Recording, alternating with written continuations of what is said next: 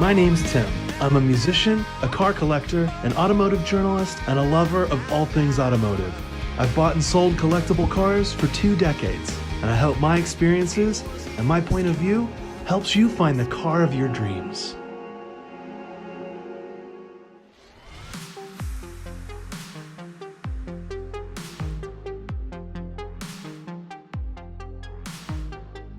Sat here in the DB7, you can see that it's not necessarily the most commodious of GTs. It's actually a pretty cramped interior. If you've watched any reviews on this car, you've probably heard or read similar things. In a lot of ways lately, kind of what I'm doing is going through and checking off the list of cars I always wanted to drive and hope to own one day. Well, prices have been low for a long time, and they've just started to kind of go up in crescendo, and I think we're going to see them go up significantly more in years to come. It was sort of a milestone for Aston Martin in a lot of ways. The car was designed as Project XX in and around the time that the Virage, which I currently have, and you can watch a video also on my channel of that car was not selling very well. They wanted a more, sort of like what the 308 was to Ferrari in the 80s. This car used a lot of existing technology, which it's taken a lot of flack for. Now, a lot of that technology was in development with Tom Walkinshaw Racing, and this car initially came with an inline-6 supercharged engine, which I was always a fan of. I think that connects really nicely to Aston Martin's heritage. Tom Walkinshaw himself actually had a DB7 fitted with a V12, and this car, the Vantage, somewhat grew out of that process. The DB7 Vantage was a super high performance car with a 5.9 liter V12, making at least 420 horsepower. I think anyone who's driven one of these, or driven it alongside some of the cars that it competed with, will know that it delivers each and every one of those 420 horsepower. The V12 was developed by Cosworth Engineering, and it is a corker, as they say. Definitely a highlight of this car. Early Vantages are kind of quiet. It's definitely a beautiful sounding engine and gives it that sort of bespoke feel. These cars were actually the first Aston Martins produced in steel, and the first, and I believe only Aston Martins produced in the XJ220 factory that they had built up, and then the XJ220 wasn't very popular. This car actually ended up being almost what I would call a savior of Aston Martin. Ian Callum knocked the design out of the park, and it's funny because, you know, I'm a big Peter Stevens fan, and they had originally wanted Peter Stevens to design the Aston Martin DB7. He wasn't available. Ian absolutely killed it. This car sort of became not only the staple of design for Aston Martin, but I think for coupes in general in the future. The design of this car certainly did use many pieces from other cars, parts from the Mazda Miata or Mazda 323.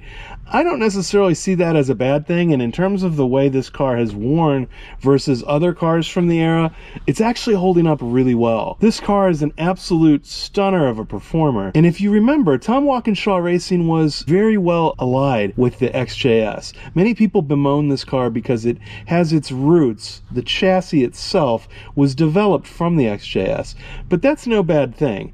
Tom Walkinshaw had had years and years, if not decades, to develop, and this car, while being based on the XJS, is not an XJS. While you can see in the footwell where maybe they used the floor pan, the car is beautiful and absolutely an evolution of that platform.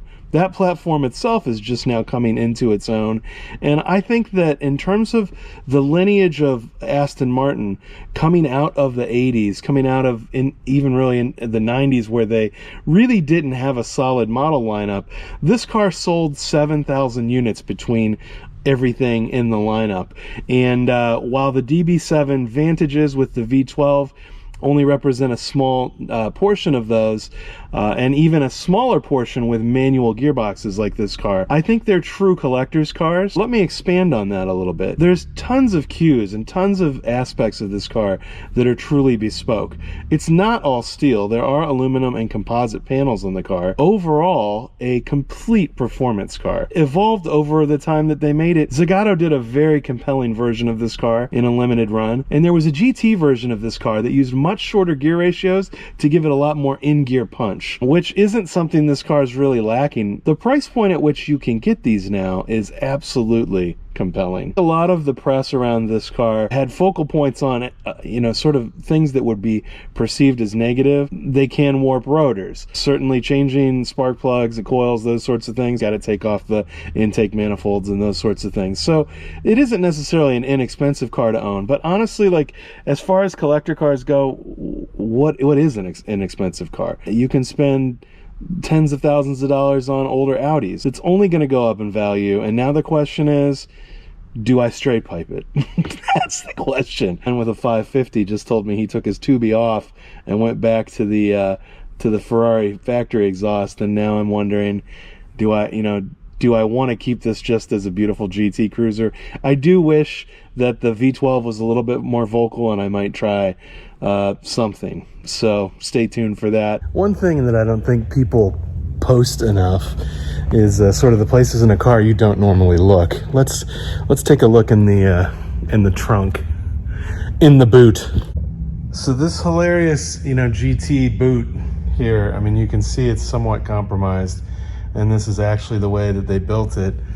There's this sweet little area over here which is filled with, like, that's emergency kit goodness. And hilariously on this document that tells you how rare the car is and what it is, they actually have it spec'd as a manual, which it is, but as a 5-speed manual, which they never made, which is, I think, cute and British. This spot right here is where the owner's manual resides, and this is it's flocked, which is nice, but this is the cheapest piece of plastic still used on a car in the 2000s. Also somewhat endearing. This is just, they designed this because, and it's quite dusty under here, I apologize, but that's an original from the factory note there, and then you can see the toolkit is nestled in here, and it is nice because it does all have Aston Martin stampings and those sorts of things. And later they made that spare fit a little bit better. So that is the that's the boot. I'm also like way too in love with little, this is a magnet here. I'm just so in love with that little feature. I mean, no modern car, this is metal, first of all. No modern car would have that. It would be far too expensive. And that's what I mean. Like, it may have, some of the switchgear might be from basic cars, but I think that's a good thing, right? I mean, so right? One last thing of interest. So I like to have a model. This color is not quite the same silver, but I'll probably have the model resprayed. But I did get the interior. I actually got the dye from my friend who redyed a couple pieces inside this car. And if you can see in there, I dyed the interior of this from the era, boy, it's kind of dusty, I apologize, Barago model. Color matched it to the Aston. How fun is that?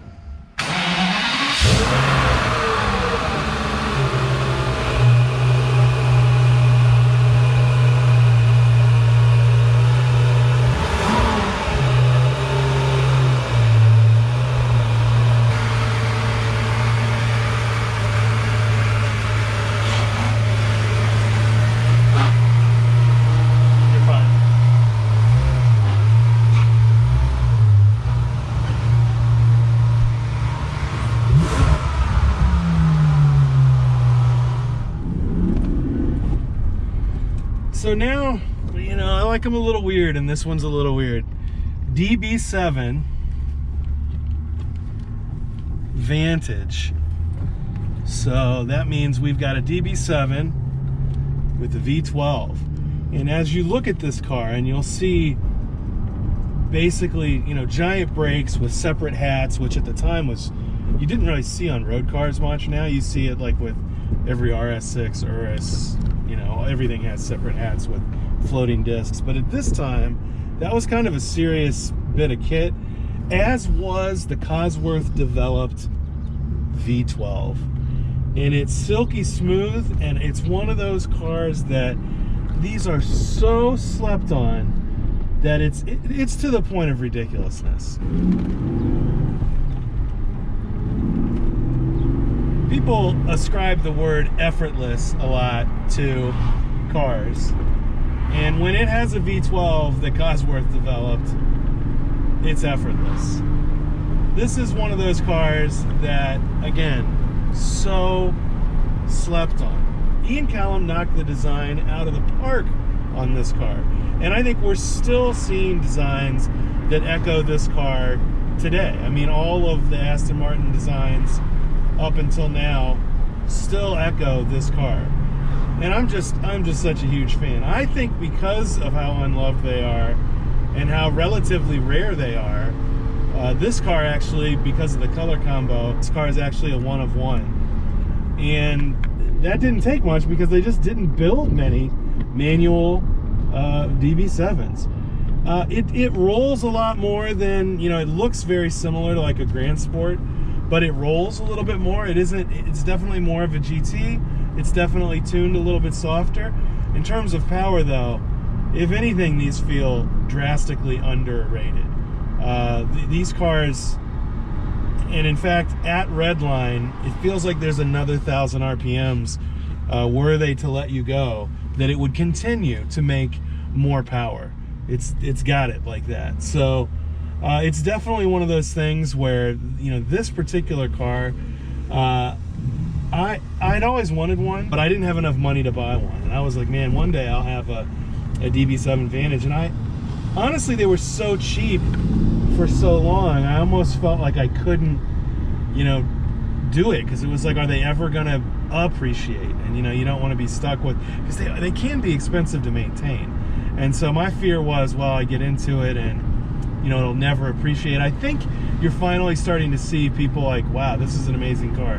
One of the criticisms on this car is that it's steel. It's not aluminum. And I mean, it doesn't feel like massively heavy or anything like that. And you know, for me personally, it's a sweet spot. I do think I'm gonna have to open up the exhaust on this one.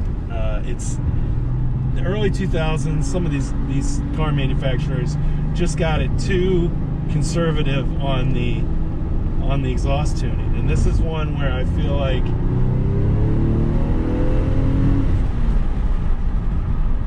and that's a 5200. That is to 5200 RPM. There's a video of Jeremy Clarkson accelerating in one of these cars, I think in 5th gear, maybe 4th.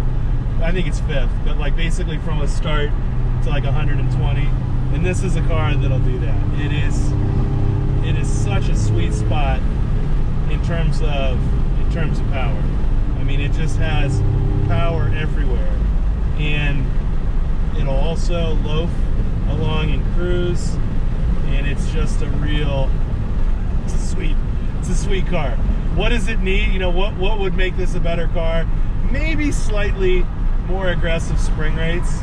You know, potentially a little heavier spring rate would not, personally, I don't think would have hurt this car.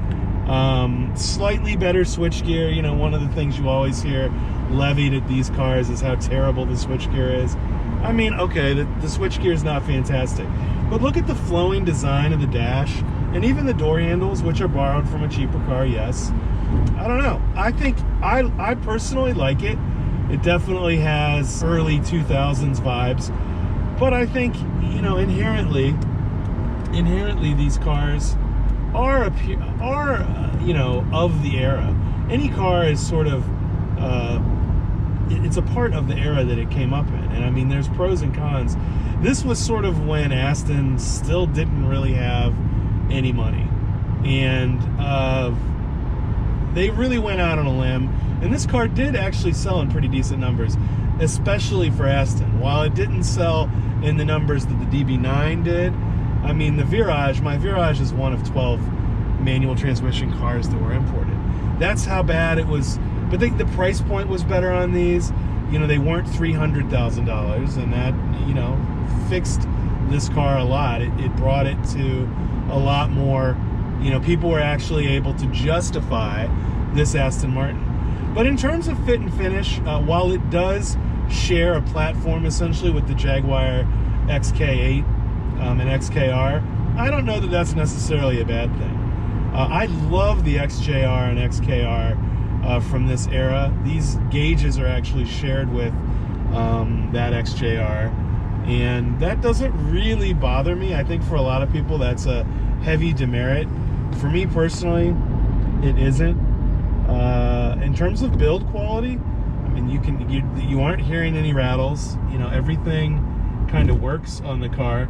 I will say this is one of the first exotics that I ever purchased that had, from the day that it was sold, it was sold to a guy and he owned it up until 2 years ago, and it was serviced at the same Aston Martin dealership, which never happens, all the way up until 2 years ago, 3 years ago. So it is nice to have that provenance. And I've had a lot of cars where they have the book stamped, but never at the same dealership. I mean, never at the same dealership. So it's one of those things where, I don't know, I feel like I almost, in a lot of ways, won the lottery. I paid, this is probably the most expensive DB7 manual currently out there. Not really. Actually, one just sold for 60 grand on Bring a Trailer, and I paid, you know, nowhere near that. So that's a positive. These cars were, for so long, were like straight up steals. In fact, automatic Volantes are still really, really cheap. And I know people buy them just to harvest the 12 out of them. But I think this car looks beautiful. Almost, this probably sounds like I'm gushing too much, but I think part of that is like I was so surprised by this car. Like I was like shocked how much I do like it.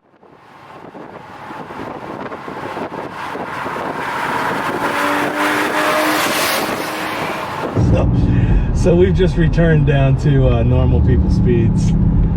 And, you know, I mean, it's a great car. It has a ton of power. It's fun because it's like, it's a GT car, but it's kind of got some hooligan going on. People want the hooligan from these cars. This is a kind of an example of, if you watched my recent 911 video, I talk about how the 911 just is missing a little bit of that sort of sense of occasion.